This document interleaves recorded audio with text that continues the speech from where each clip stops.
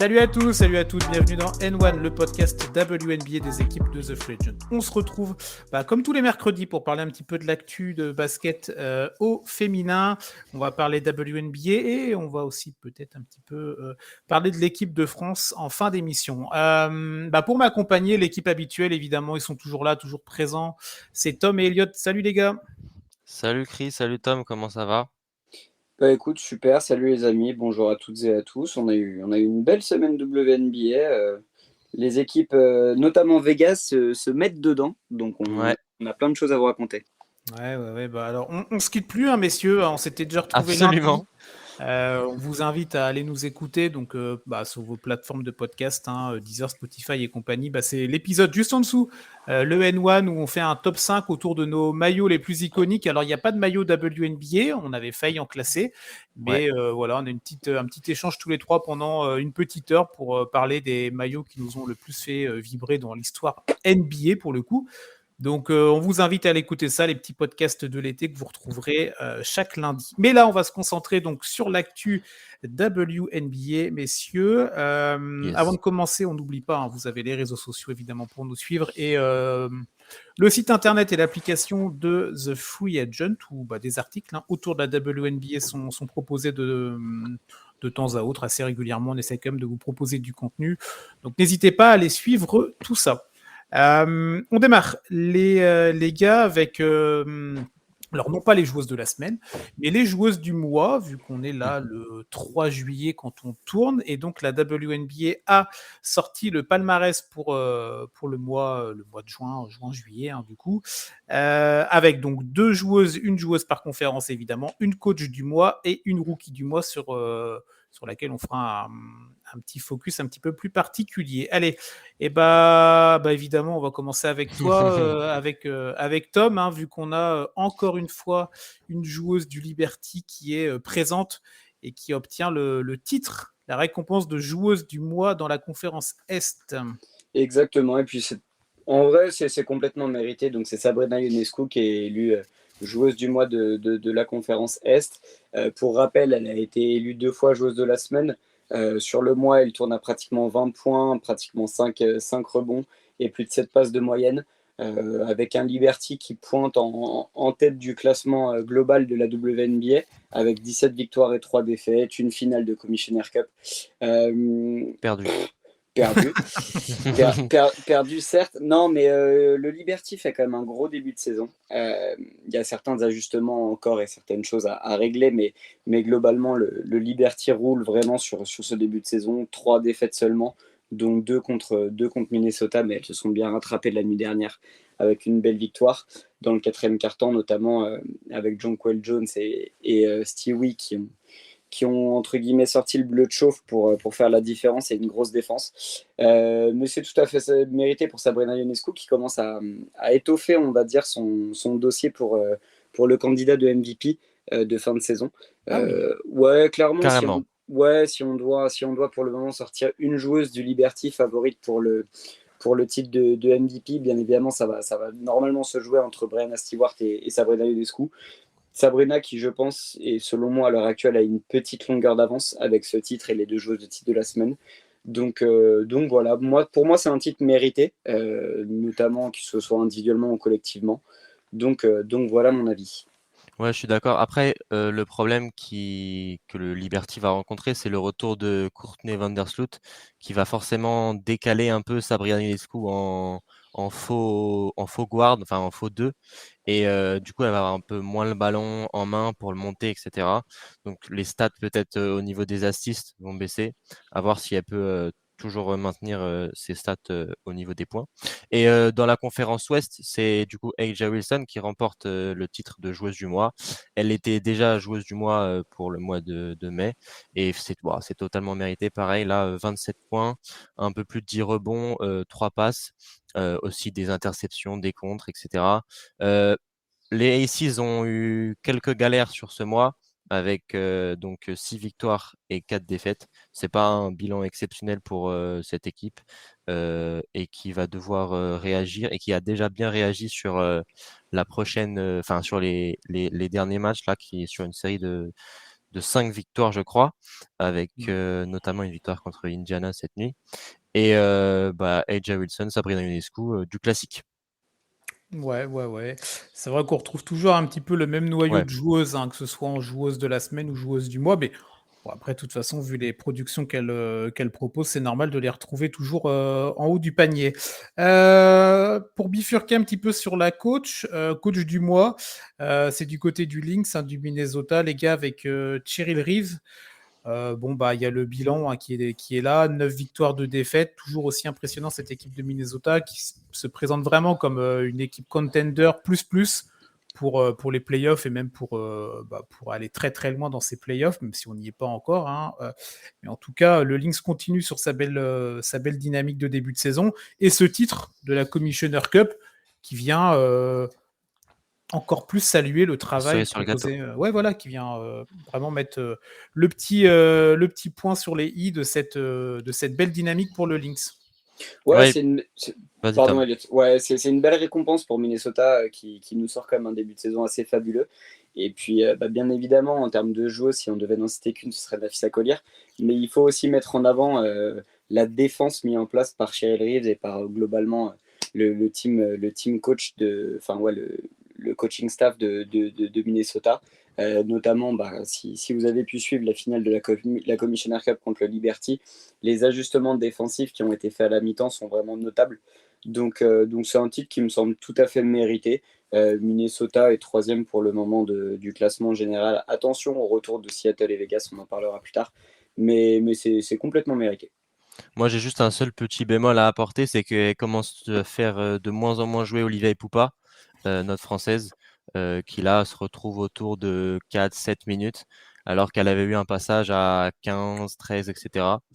Mais bon, bien sûr, elle fait ses choix en toute conscience et ça doit être réfléchi et selon elle juste. Mais voilà, c'était notre petite dédicace à la française. Ouais, pas de souci, mais c'est vrai que bon, pour l'instant, le bilan va dans le sens de Bien tout ce que sûr, propose le staff de Minnesota, donc sans critiquer la qualité de la joueuse française, évidemment, mais bon, après, on sait que c'est toujours compliqué de se faire la place c'est clair. dans les équipes, encore plus quand elles sont dans le haut du classement.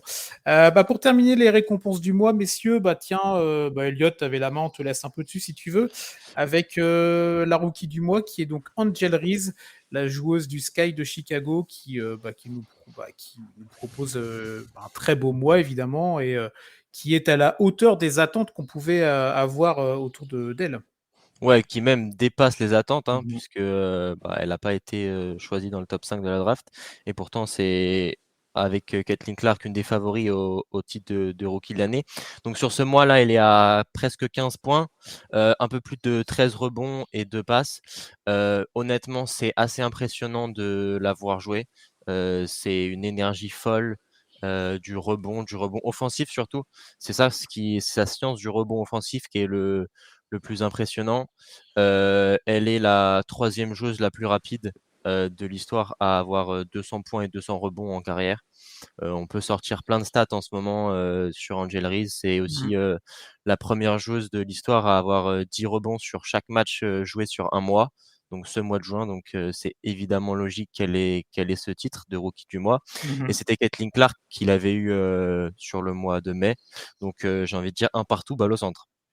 Ouais. Ouais, Ouais. ou- Vas-y, vas-y, ouais, vas-y. ouais, pour rebondir sur tout ce que tu viens de dire et ce qui globalement ressort aussi, c'est que Angel Reese a inscrit la nuit dernière son 12e double-double de la saison, qui est Yes. tout simplement un record. On sait 11e. que 11e, pardon, ouais, 11e double-double, sachant que le record sur une saison, c'est 22, tenu par Tina Charles en 2010. Donc elle est quand même sur des bases assez folles.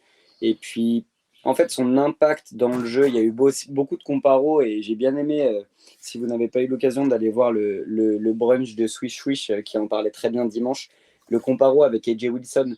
Mm. euh, Globalement, si c'est pour elle la marche à suivre. Et puis, si elle commence, entre guillemets, à aligner les stats d'AJ Wilson, autant vous dire qu'on a déjà un profil de superstar pour la WNBA, quoi. Ouais, puis c'est deux gauchères, donc forcément le mimétisme est assez simple à faire. Mm. Et oui, donc comme tu le disais pour les double-double, elle en est à 11 consécutifs et 12 consécutifs, c'est le record détenu par Candace Parker. Ouais, Donc il c'est ça. suffit, elle a encore deux double-double consécutifs à faire pour établir le record all-time sur une série de matchs. Ok, et rookie ou pas rookie en fait Ouais, absolument, c'est ça. Déjà là, elle détient le record sur une seule saison, Hmm. mais sur Candace Parker, ça s'était étalé sur 2 saisons, donc c'est pour ça. Ok, ok, bon bah très bien pour les petites précisions statistiques évidemment pour la rookie du mois donc Angel Reese. Voilà pour le palmarès donc de ce mois de juin début juillet. Allez, on fait un point sur le classement comme chaque semaine messieurs. Bah de ce qu'on a noté en tout cas. Bah Tom, si tu veux, on a des équipes, on a un noyau d'équipes là qui ont un bilan positif et un bilan largement positif comparé aux autres. C'est ça, globalement, on a les 5 équipes de tête qui se dessinent de plus en plus clairement, Mm. avec un podium, enfin en tout cas les 2 premières places qui semblent pour le moment figées, même si ça pousse fort derrière. Donc on en a parlé en début d'émission, le Liberty qui roule vraiment sur le début de la compétition. Connecticut qui a un petit coup de mou, qui arrive à un petit peu moins enchaîner des victoires comme en début de saison. Sur la semaine passée, c'est 2 victoires, 2 défaites. Bon, ça reste quand même assez régulier avec 6 victoires sur les 10 derniers matchs, mais attention aux Suns qui commencent à perdre quelques matchs.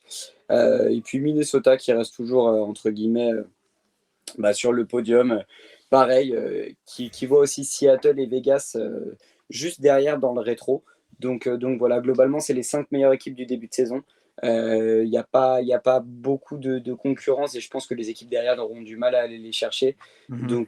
Donc voilà, globalement, c'est des équipes assez fortes. Et puis, toi, Elliot, qu'est-ce que tu penses, par exemple, on avait parlé, on avait critiqué pas mal Vegas sur ce début de saison. Qu'est-ce que tu penses, toi, de Vegas là, sur les dernières semaines? Bah, il y a un calcul assez simple à faire, c'est que avec le retour de Chelsea Gray, et bah, Vegas n'a toujours pas perdu. Donc la point guard qui était absente sur le début de saison pour une blessure au tendon d'Achille ou mollet ou quelque chose comme ça, là qui revient, qui au début n'était pas forcément enfin qui n'était pas dans le 5 majeur, avec des minutes limitées, elle devait jouer que 3 ou 4 minutes consécutives. Et là, elle a été réintégrée dans le 5 contre Chicago, je crois.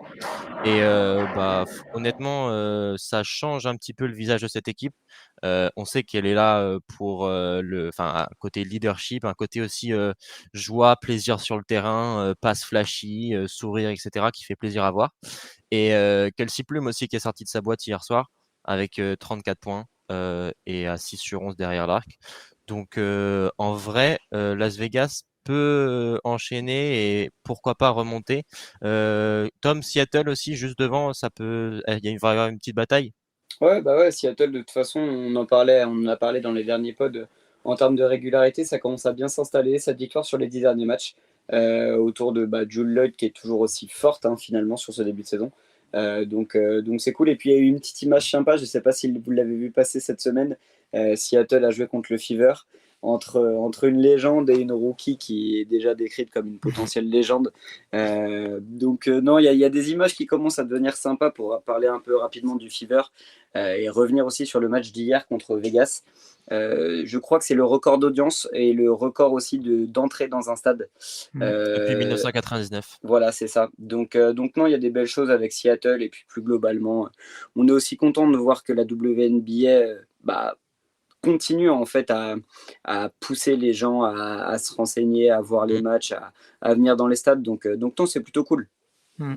Il y a une vraie, ce qui est intéressant, on en avait parlé dans les premières semaines de suivi de cette saison, toute cette hype, mais elle perdure. Ouais. On pourrait avoir un côté, bon, c'est un nouveau jouet, entre guillemets, on va aller regarder pendant 2, 3 semaines, un mois, c'est sympa, et après, on va laisser tomber un petit peu, on va passer à autre chose. Mais on voit que les chiffres continuent à être toujours aussi incroyables. Tout à l'heure, on parlera un petit peu du All-Star Game, le match est sold out, hein. Mm. Donc, bon, bref, il y a plein d'éléments comme ça qui font que cette saison est vraiment historique sur plein de points. Donc c'est plutôt intéressant. Sur la partie basse du tableau, les gars, Elliot, bon, c'est vrai qu'autant on a 5 équipes avec un bilan plus que positif, autant après sur la partie basse, bon, ça commence à couiner un petit peu, si je peux me permettre cette expression. Ouais, et on a les Sparks qui étaient un petit peu plus haut et qui là sont sur 8 défaites consécutives et pointent à la 11e place. Avec la blessure de Cameron Brink, ça commence à chuter malgré des Harry KMB qui assurent avec des stats presque de MVP. Et donc les Sparks sont juste derrière Washington.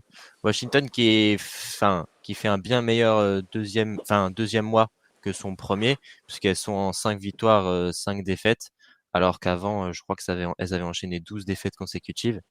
Donc là, le trio avec Dallas sont un peu en retrait du reste, mais bon, on sait elles jouent pas grand-chose. Ouais, complètement. Et attention, Washington, on sait que l'objectif est quand même d'aller récupérer la numéro 1 de draft l'année prochaine. Donc attention à ne pas gagner trop de matchs non plus. Mais ça doit faire du bien quand même à ces filles de pouvoir gagner quelques matchs, surtout que dans le contenu, par rapport à Los Angeles et Dallas, c'est vraiment faible au niveau du contenu, au niveau de ce que les joueuses et du coaching staff proposent. Washington, depuis le début de saison, c'est des défaites généralement de peu de points ou qui se font en fin de match avec beaucoup plus entre guillemets de jeu. Donc, donc non, c'est relativement intéressant quand même ce que propose Washington. Ouais, et c'est assez intriguant. C'est vrai que quand on regarde la dynamique 5-5, et donc ils sont à 5 victoires, donc ça veut dire qu'avant, quand même, le premier mois était vraiment Mm. cata. Et on était les premiers, et il y en avait d'autres aussi, qui disaient bon, bah, Washington, ils vont tout droit, comme tu disais, Tom, vers la prochaine draft, et ils font ce qu'il faut, ils font ce qu'il faut pardon, pour bien tanker. Mais là, j'avoue que bah, quand on regarde la dynamique en fait, des équipes qui sont en bas de tableau, c'est la meilleure dynamique de ces équipes-là. Dallas, c'est une victoire, 9 défaites sur les 10 derniers matchs. Donc là, on est vraiment, c'est vraiment pas Ouais. bon du tout. Les Sparks, on est à 2 victoires, 8 défaites sur les 10 derniers. Donc on est encore dans ce côté lose. Mais c'est vrai que quand on regarde Washington, bah, 5-5, c'est étonnant parce que si tu ambitionnes d'aller récupérer un haut pic de draft l'année prochaine, on rappelle, c'est sur les bilans des 2 dernières saisons pour la draft en Mhm. WNBA. Bah, bon, alors après, l'idée, c'est pas de perdre tous tes matchs non plus, mais d'être à l'équilibre, je trouve ça assez étonnant. Alors après, on sait très bien qu'on peut pas demander aux joueuses de perdre non plus. Mais donc, je sais pas. C'est très bien pour les joueuses, pour l'esprit de groupe et pour le côté sport. Mais bon, d'un point de vue ambition pour la prochaine draft, je trouve qu'il y a une sorte d'inadéquation un petit peu. Ouais, sachant que de ce qu'on sait, comme tu l'as très bien dit, les tours de draft se font sur les 2 saisons précédentes. Normalement, la guerre de tranchées et la guerre de tanking qui se met en place sera surtout entre les Sparks et Washington, qui devraient normalement être les deux équipes favorites avec le plus gros pourcentage pour récupérer le premier tour. Donc ouais, encore une fois, c'est des équipes qui gagneront pas beaucoup de matchs, ça Mhm. c'est évident, et qui ont pour objectif de se retrouver dans le plus bas dans le classement. Mais Mhm. je pense que, tu vois, quand une équipe est entre guillemets amenée à perdre autant de matchs régulièrement, ça fait du bien aussi, une petite victoire de Mm. temps en temps. Donc, ne serait-ce que pour la mentalité, et même pour construire en fait un groupe qui sera compétitif pour les saisons prochaines, il faut aussi tout de suite prendre l'habitude de bien jouer, quitte à perdre les matchs, ok, mais au moins bien jouer. Là où tu vois, par exemple, pour Los Angeles, je suis un peu plus inquiet parce qu'avec la blessure de Cameron Brink, bah forcément, il y aura moins. Ce sera moins facile de mettre en place certaines choses. Donc voilà, écoute, on verra ce qui se passe du côté de Washington. Toi, t'as un avis là-dessus, Elliot? Ouais, non, mais je pense que tu as très bien résumé. On est sur peut-être. Enfin, ça fait plaisir de gagner, forcément. On joue pas au sport pour perdre. Donc voilà, si ça peut les réjouir un peu, c'est assez cool. Je te propose d'enchaîner, Tom, sur notre Allez. focus de la semaine avec donc les votes du All-Star Game. Donc on va juste rappeler que la sélection initiale a été faite avec une combinaison de votes des fans, 50%, et des joueuses, 25%, et d'un panel de journalistes, 25% également. Donc en tout, ça fait 100%. Et le match donc opposera les All-Star WNBA à l'équipe Team USA qui partira disputer les Jeux Olympiques à Paris en cet été. C'est ça. Et donc, comme l'a dit Chris tout à l'heure, le match il est déjà à guichet fermé. Et Tom, toi, ton premier retour, ton premier avis sur cette liste des All-Stars? Bah écoute, globalement, même s'il y a eu quelques absentes, je pense que les choix là où moi c'était un petit peu mon coup de gueule, mais les votes des joueuses et les votes des médias ont rééquilibré un petit peu. Ouais. C'est un peu plus cohérent. Bon, alors après, bien évidemment, il y aura quand même la présence de nos deux rookies, que sont Caitlin Clark et que sont Angel Reese. Mais finalement, c'est pas non plus choquant quand on a beaucoup parlé d'Angel Reese là dans nos focus de joueuse du mois. Donc il y a rien d'étonnant. Elle fait des performances historiques et elle est sur des bases de records. À côté de ça, Caitlin Clark, il ne faut pas non plus la prendre pour acquis. Elle fait de plus en plus de belles choses et on la sent vraiment aussi se mettre en place dans son équipe et dans la ligue.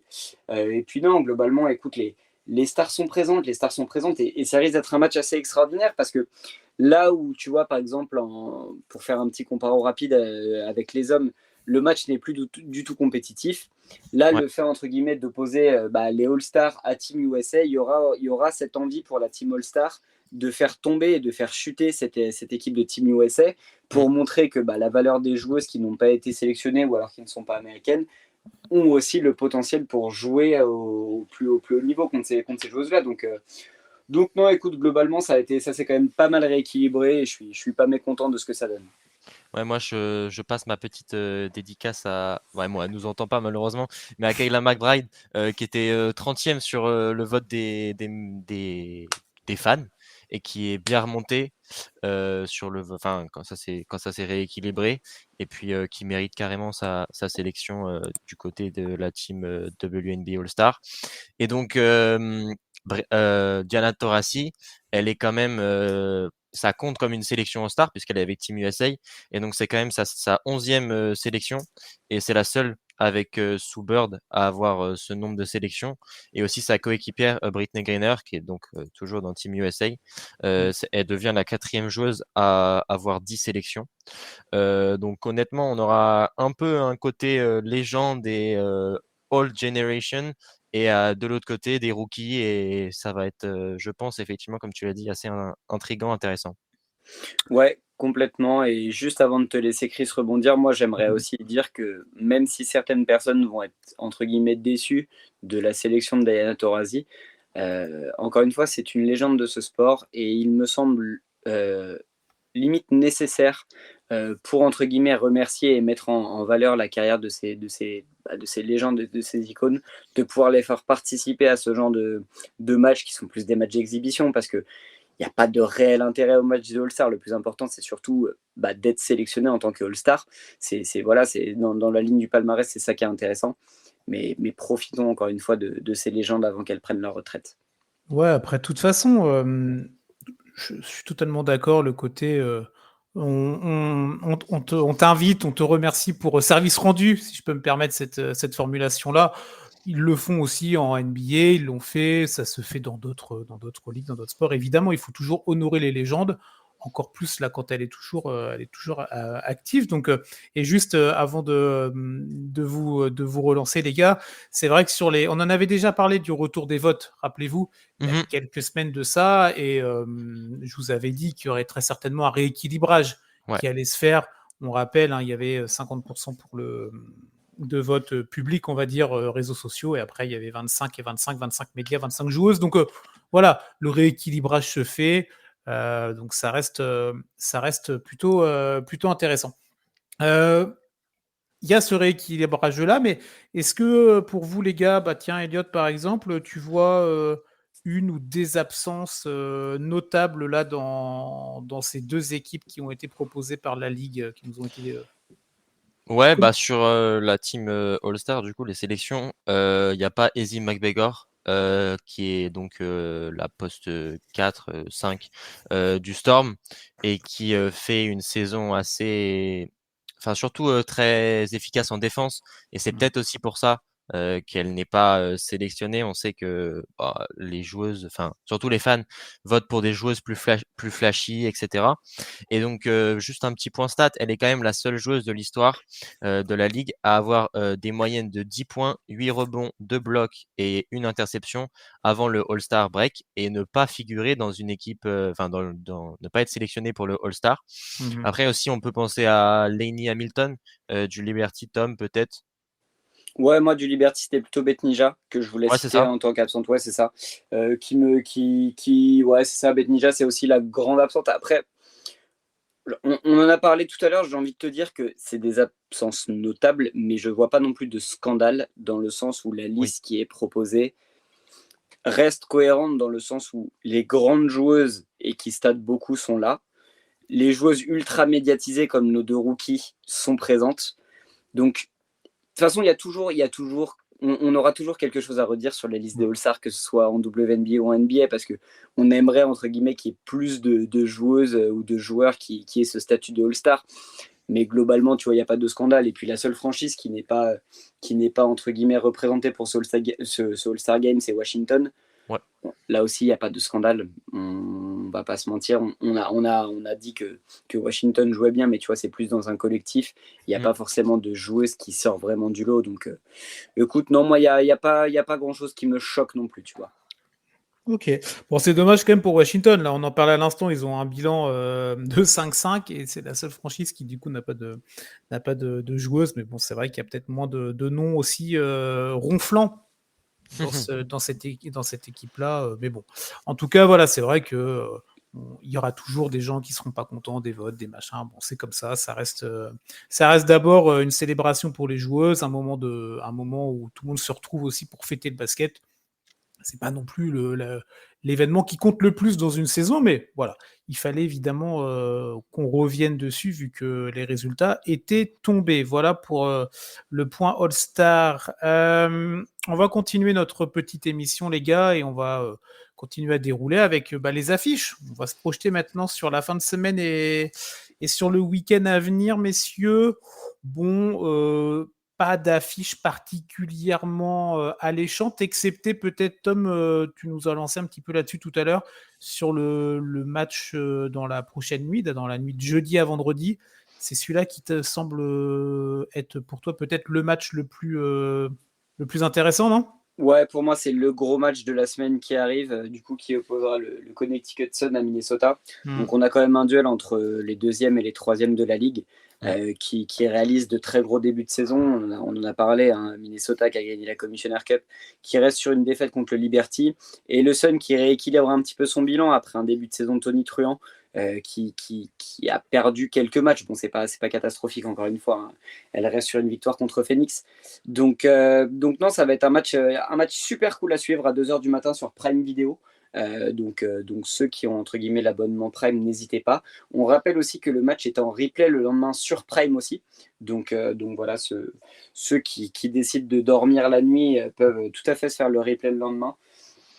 Donc non, ça va être un gros match avec des grosses joueuses et qui aura aussi son intérêt, hein, qui aura aussi son importance sur le classement final, parce que bien évidemment, on sait que l'histoire des conférences compte, mais à la fin, pour les playoffs, c'est le classement général des 2 conférences qui est pris en compte.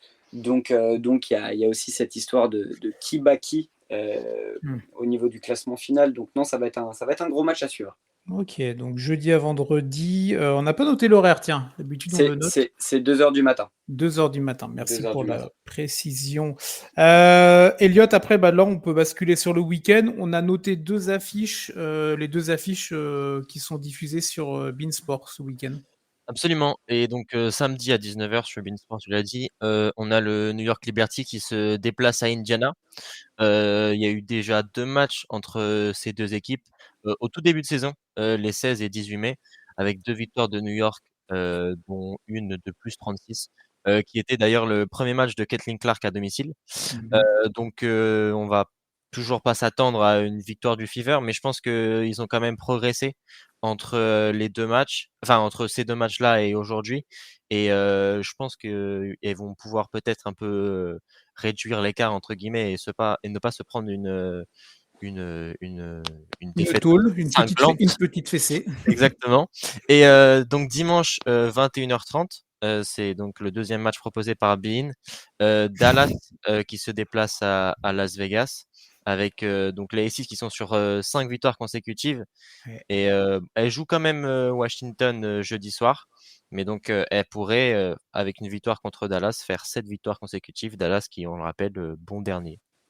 Ok, bon, voilà pour les affiches de cette fin de semaine, de ce week-end, évidemment.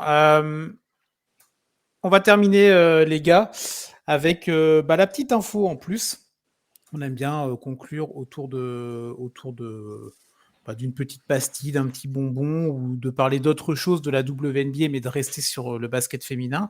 Et là, on va parler un petit peu des JO et en tout cas de la préparation qui continue, qui se poursuit en tout cas pour les équipes olympiques et en particulier pour l'équipe de France. Alors, l'équipe de France masculine va jouer son premier match là ce mercredi soir contre la Turquie, mais nous, on va s'intéresser là, les gars, à l'équipe de France féminine, évidemment. Elliot, on a eu 2 premières rencontres là qui se sont déroulées. Bon, contre une équipe, on va dire, modeste. Ouais, c'est ça, les Bleus qui se sont défaits 2 fois de la Finlande. La Finlande, bon, faible nation au vu des 2 succès assez larges de la France.